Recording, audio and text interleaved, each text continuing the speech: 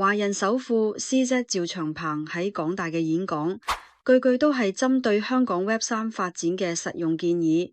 簡單拎3個核心點同大家講。第一，穩定幣要揸緊人民幣機遇。佢話 USDT、USDC 其實係美元嘅全球工具，90%用戶喺外國，仲幫美元滲透到傳統金融到唔到嘅地方。香港嘅機會就喺推離岸人民幣或者港幣穩定幣，做人民幣國際化嘅新通道，但前提要喺規管框架內搞靈活機制，唔好照抄外國。第二， RWA 唔好亂搞。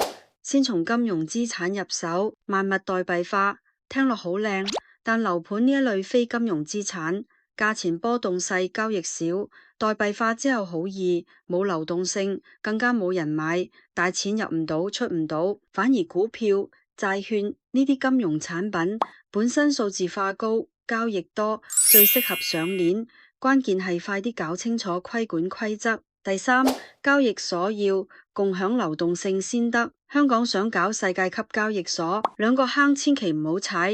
一係單獨起系統要10億美元，香港800萬人撐唔起深度交易；二係只做本地用戶，只會人少、滑點高、體驗差。最後CC總結，香港做 Web3 中心，關鍵係平衡。既要守住規管底線，比如穩定幣同 RWA 嘅規則，又唔好綁住創新，比如俾交易所夠流動性，留空間俾新模式。而家睇落遠嘅領域，幾年內隨時爆發。香港抓緊政策同埋資本窗口，好有機會走出一條東方特色路。感謝關注 Angela，助力企業數據資產化發展。